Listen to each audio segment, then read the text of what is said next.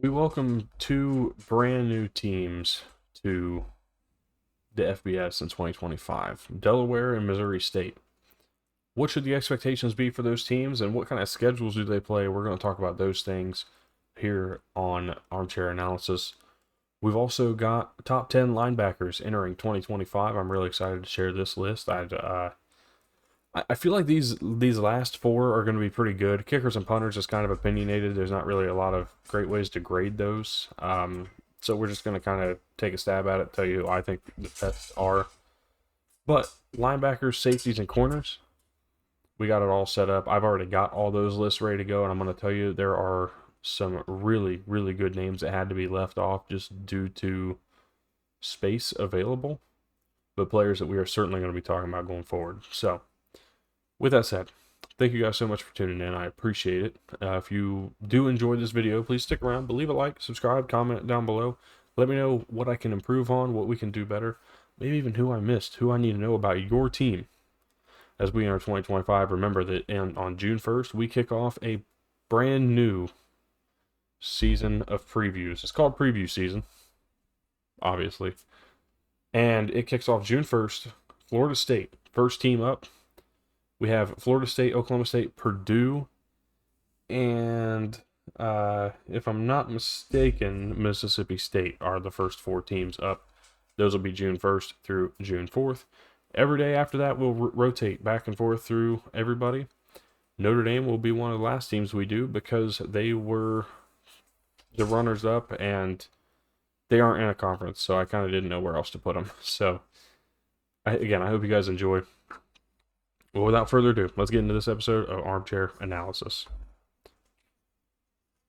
We enter two new teams into the Football Bowl subdivision, aka the FBS or Division 1A if you've been around for a while.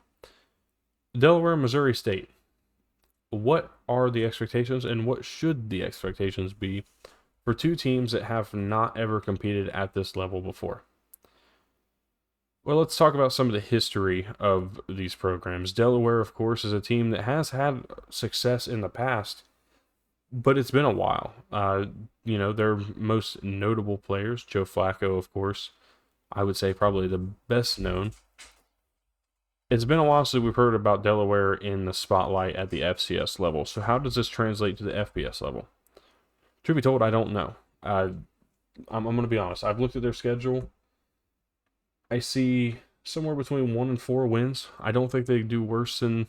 I don't think they go winless, and I don't think they would be. I don't think they'd be a 6-win or more team, a team that could be qualified as bowl eligible. Obviously, they got to go through their probationary process and all that, but I think 1 to 4 wins is solid, and let's kind of dig into that a little bit. Now, this is not a team preview. I'm not going to go through the whole roster because I'm going to be honest, it's going to take me a little while to get familiar and know this entire roster. Same thing with Missouri State. It's not like that. What this is what should their expectations be in 2025. And I think 1 to 4 is pretty normal. Their out of conference includes Delaware State, Colorado in Colorado, UConn at home, and Wake Forest on the road. I believe that 1 to 4 is normal. I think they will beat Delaware State. Delaware State has not been a good football program in a while. UConn, I think, is a winnable football game. FIU, I think, is winnable. Mid-Tennessee State, I believe to be winnable, as well as Louisiana Tech on homecoming, no less. Depends on how Sam Houston's going to be, but without Casey Keeler, it's hard to determine what to expect of this offense. But I do know that Phil Longo takes over, and it'll be interesting to see how he can build and progress. And then UTEP as their conference opponents, and I think there's a lot of winnable games here for them, and the reason for that is the Conference USA is not particularly. It's not a conference that you're just going to go in and expect to be 0-8 or whatever in conference play. I think they're going to go in and be a competitive team and have this potential for, again, a handful of wins. I just don't know what to truthfully expect because, again, my research hasn't really begun on them yet. What I will say is that I do expect to see. I kind of expect similar to Sam Houston in their first year, if we're being honest. Just kind of they're doing what they can and then see where they land and how they want to address things going forward. I don't really know how better to explain what I think of Delaware. I am predicting, as of right now, if I'm looking at it, say one. I'll go 3-9 with 2 conference wins. I think that's a fair spot to be. As for Missouri State, they are coming in a much better position, much more competitive team. Especially last year, they were really solid at the FCS level. They come in with some money behind them. They are ready to compete now. And I think that's going to be what benefits them. On top of, yes, they have a weaker conference schedule, but they do have a really tough non-conference schedule, one where I expect them to be 1-3. They play at USC, at Marshall, and then they host SMU, which is kind of an interesting game, but I don't think they're going to be good enough to beat SMU. So they're going to start 0-3, but then they're going to get UT Martin and then Western Kentucky, both at home, and I think they can win both of these games. At Middle Tennessee, I think is winnable. New Mexico State is certainly winnable. FIU is winnable. Liberty, not so much, especially on the road. UTEP, we will see. UTEP's kind of the one team that's got some continuity, especially a head coach right now. Scotty Walden's going to try to improve upon what he has started to build, which has been, it's not been fruitful yet, but it's been noticeable. At Kennesaw State, I think it's winnable, and Louisiana Tech's winnable. This is a team that theoretically could go 6-6. They could. I project them somewhere between 1 and 5 wins. I am predicting, if I'm looking at that right now,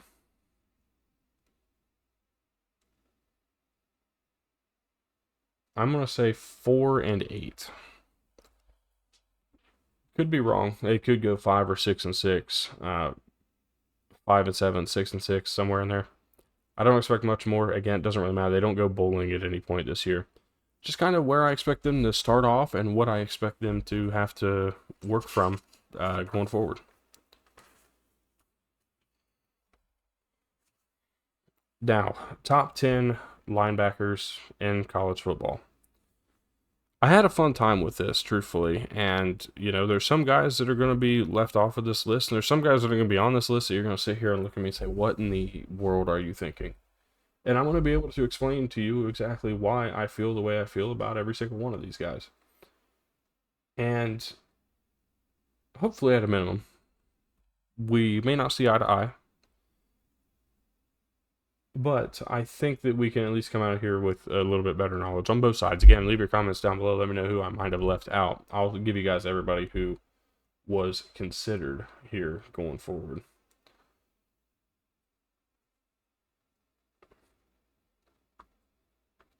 So, here we go. There's a lot of guys that I really liked, and I kept the snap minimums at about 150-ish. I tried to make sure that everybody I picked was over that 150 mark. But here we go from 10 down to 1. At number 10, I went with Dakota Cochran of Central Michigan. This is a player who has been was highly sought after in the portal, honestly, and the fact that he didn't leave was surprising to me. A guy who's one of the best pass rushing grades in college football, let alone at the linebacker position. And you pair that with just the outright raw talent that he has. I think if he can build off of what he's already started, he's in a really good place to close out as one of the top 5 at the end of the season. He's a guy that you have to watch out for. If you don't watch Central Michigan for any other reason, Dakota Cochran is your reason. At number 9, I went with Drake Bowen of Notre Dame. Putting him on this list just made the most sense. I mean, the improvement throughout the course of last year, but being one of the best graded players, especially in coverage. Really solid at filling the gaps too as a run defender. I think that Drake Bowen's going to be a guy who we talk about a lot throughout this year as maybe a leader and taking over that leadership role from Jack Kaiser, who obviously is on to the NFL. At number 8, I got Marquez Watson-Trent, formerly of Georgia Southern, now at Nebraska. Expecting a lot of big things for him in this defense and trying to get Nebraska back on track. Having him to lead that front seven is going to be a big deal. I have some really high hopes for them.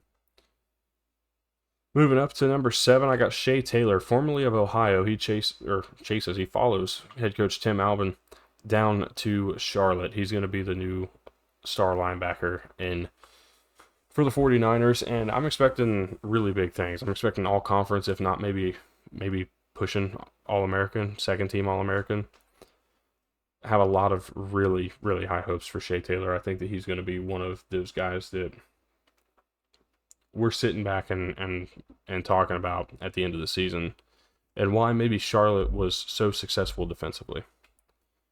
At number 6, I got James Joncom of Virginia Tech. He was at Eastern Michigan last year and was up there with Dakota Cochran as a pass rusher. To pair with that, he's also really good in run defense. Now, he's not the best coverage guy, and that's what kept him down at number 6, even though he exited last year as a top 4 grade in PFF. If he can improve upon coverage, or if he can maybe translate into more of an edge role, Joncom could be a top 5 guy. For right now, he sits at number 6. I think a lot of them, though, and I think that he's going to be one of those additions for Brent Pry that could either make or break how Pry's tenure is remembered, or if whether or not Pry's hot seat gets a little bit more fire under it. At number 6, I went with Jake Golday of Cincinnati. One of my favorite players in the Big 12, if we're being honest, and I think he's got potential to truly break out and be a star player, be a big reason. Look, I'm not the biggest fan of Scott Satterfield, but I do like the team that Cincinnati's bringing back this year, and I think defensively it's all going to transition and work around Golday. At number 4, and this is probably going to be the biggest surprise of this list for many people, as somebody who's watched every single snap that this kid's played, I'm trusting my judgment here. Jimmy Rolder of Michigan. Now, he is one of the few he's one of the players on that made any of these lists with the fewest snaps played, but he was really solid in pass coverage. He did get beat a handful of times, and understand that it's simply just a speed thing that I think he can easily work on, and especially lean down and become that guy. But his talent playing against the run can't go unnoticed. One of the highest graded players in that regard. I have really high hopes for him to step up this season. And yeah, I ranked him over Ernest Hausman, who's a guy who I've been super high on ever since he was at Nebraska. I cannot wait to see what Jimmy Rolder turns into in 2025. There is a reason he's ranked up here, and I will certainly take the fall, and you can call me a homer all you want if I miss it. But I'm taking what my eyes have seen on top of what I've seen other people think of him and say of him. Rolder's a guy that I'm taking a big risk on. Hopefully it'll pay off. Numbers 2 and 3 are both a part of what I consider the best linebacker room in the country. And that is Pitt. Kyle Lewis and Rasheem Viles, both far and away numbers 2 and 3 in terms of PFF grades. And I got to be honest, I went and looked at film, and I couldn't have agreed more. These guys, specifically Rasheem Viles, I think is going to be the leader of this front seven for Pitt, but I expect a lot out of Kyle Lewis. I think there's going to be an improvement in what he can do. Let me rephrase that. I went backwards. I think that Rasheem Viles has a lot of improvement to make, but if he can make those improvements over the course of this offseason, of course, having a guy like Kyle Lewis next to him to truly hold him accountable and build upon, I think both these guys, without question, will be two of the top 3 linebackers in the country. Only behind or only standing with Austin Romine, who from Kansas State is my favorite linebacker this season. And I'm going to be completely honest, there's another linebacker that was graded super high in the few snaps that he played, of course, that's transferring in. That's Gabe Powers from Ohio State. Austin Romine is going to have a chance to kind of be that leader for Gabe Powers in the same position, to where maybe this translates into Powers becoming a starter and maybe even a star in his own right. Now, he transferred out of Ohio State because it's a competitive room and he didn't really get a lot of snaps or playing time. Moving on out to the Little Apple, as they call it. He wouldn't have been on this list, but he would have been in consideration with more snaps played. He just didn't meet my, again, 150 snap minimum that I had. Other guys that I did consider Ernest Hausman. Didn't think that he would go on here, and personally, I don't think he's better than Jimmy Rolder. I just don't, and I'm sure there's some people who are going to disagree with me, think I'm an idiot or something like that. And that's fine. I don't mind, but that's my personal opinion. Stanquan Clark of Louisville was a guy that was considered but did not make this list, as did Deontay Lawson of Alabama was considered. Looking at it, he was my first guy out of this, if I'm not mistaken. Wade Woodaz was in the conversation, but just didn't have enough. There wasn't enough there for me to really prove and stick with it. Same with Tony Rojas. I like Tony Rojas a lot, especially as a pass rusher. I need to see more of him in coverage, and I need to see an improvement in there, especially if he's going to be a true linebacker. That's what kept him off of this list. Now, I'm sure there are people that I am missing. I'm almost certain there are people that I'm going to be told that I'm missing. This was a tough list, but I looked hard into it. I was as closely attentive as I could be to make sure I didn't leave anybody out, make sure everybody was where they needed to be. I think it came out pretty solid. We'll take a look here one more time for those who may have missed anything or just want to see it on screen so you can understand what I'm saying. Austin Romine, number 1. Kyle Lewis and Rasheem Biles, both of Pitt, at number 2 and 3, respectively. Jimmy Rolder, number 4, probably the surprise of this list for many. Jake Golday of Cincinnati, number 5. James Jonkum, Shea Taylor, Marquez Watson-Trent, Drake Bowen, and Dakota Cochran, your top 10. Let me know. Who did I miss? Who am I too high on? Who am I too low on? I'll make sure to respond to all the comments down below. Make sure you leave a like if you made it this far. Subscribe, comment down below. Let me know what kind of topics you guys want me to hit next week. I have a full week of just emptiness. I don't know what I'm going to do. I'm not going to start the predictions early because I don't have time over the weekend to start them early. But we are going to be putting out content throughout the course of next week leading up to our preview season where we kick off with Florida State. Make sure you like, subscribe, comment down below. Let me know what you guys thought, and make sure you subscribe, hit the notification bell so that way you don't miss a single upload, especially during preview season. We're going to have 68 teams in 68 days leading up to the college football season. Thank you guys so much for tuning in, taking your time today to watch this video. And I will see you guys tomorrow, Wednesday. We'll have top 10 safeties, and paired up with that are my top 5 breakout quarterbacks in 2025. I can't be more excited to drop that one for you guys. So again, make sure you like, subscribe, and I'll see you tomorrow.